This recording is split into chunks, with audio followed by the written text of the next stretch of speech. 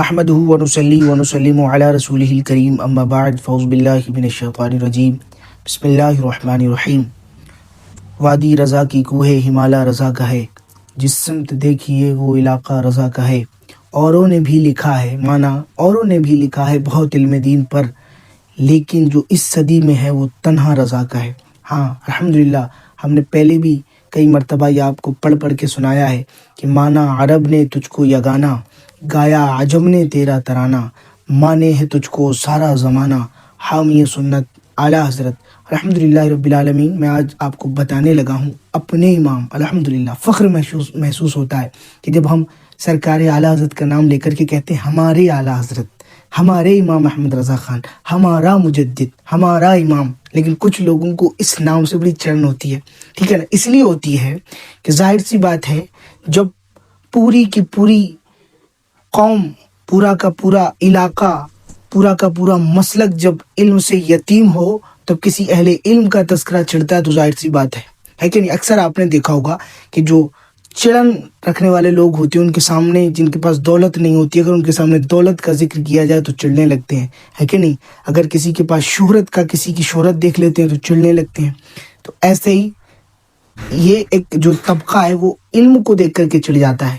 امام احمد رضا خان فاضل بریلوی رضی اللہ تعالیٰ عنہ کی جو شہرت ہے، جو ان کی عزت ہے، جو سرکار کے صدقے میں سرکار کی عظمتوں کا دفاع کرنے کے بدلے میں ملی ہوئی ہے، اسے کوئی بھی جو ہے نا وہ بے خبر نہیں ہے۔ سب جانتے ہیں کہ احمد رضا خان کس علم کی چٹان کا نام ہے۔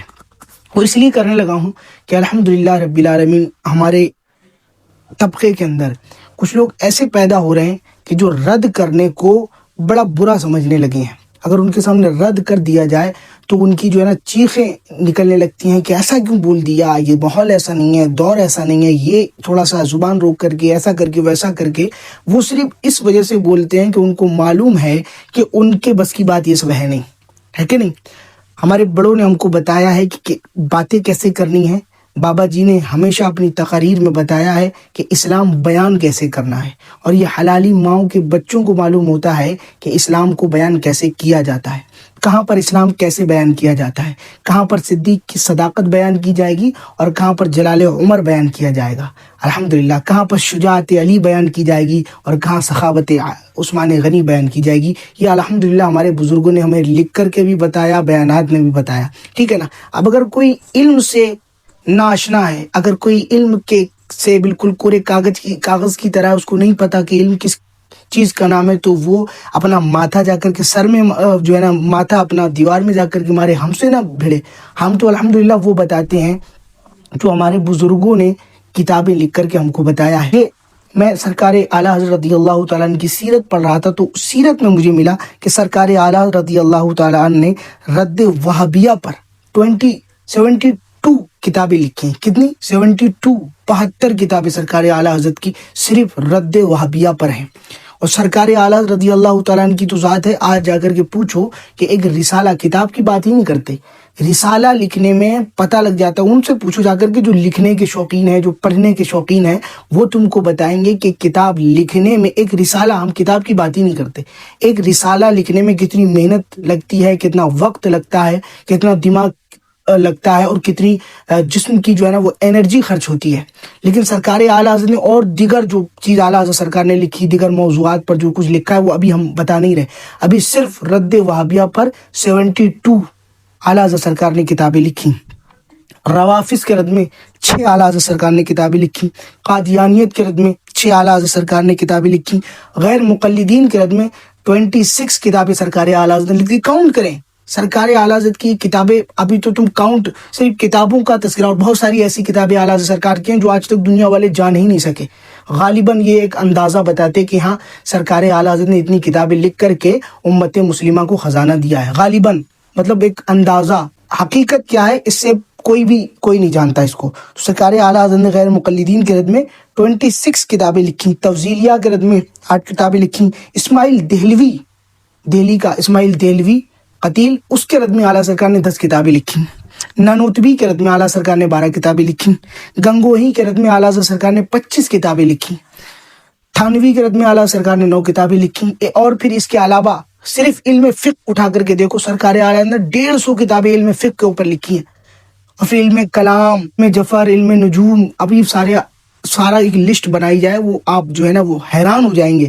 ایسا ہی نہیں جو ہے نا وہ کہا تھا کسی نے، وادی رضا کی کوہ ہمالا رضا کا ہے، جسم تو دیکھیے وہ علاقہ رضا کا ہے۔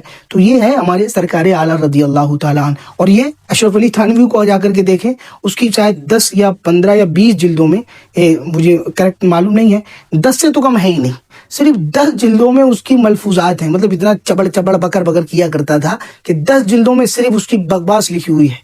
اب آپ خود دیکھیں، اور ملفوظات اعلیٰ ضرور اٹھا کر کے دیکھ لیں آپ، صرف ایک جلد میں بہت مختصر سی گفتگو اعلیٰ سرکار نے کی، صرف ایک جلد میں، لیکن پھر جب اعلیٰ سرکار نے امت کو خزانہ پیش کیا تو پھر آپ دیکھیں فتاوی رضویہ شریف کبھی 12 جلدوں میں، کبھی 22 جلدوں میں، کبھی 32 جلدوں میں اعلیٰ سرکار کی چھپ رہی ہے۔ یہ سرکار اعلیٰ حضرت کے رسائل دیکھیں، 50 جلدوں میں تو سرکار اعلیٰ حضرت کے رسائل چھپ رہے ہیں، اور ایک جلد میں کم سے کم 5 10، کسی میں جو ہے نا 8 9، اس سے کم رسائل اعلیٰ سرکار کے ایک جلد میں نہیں ہے۔ تو 50 جلد کے اندر کتنے رسائل اعلیٰ سرکار نے لکھے ہوں گے؟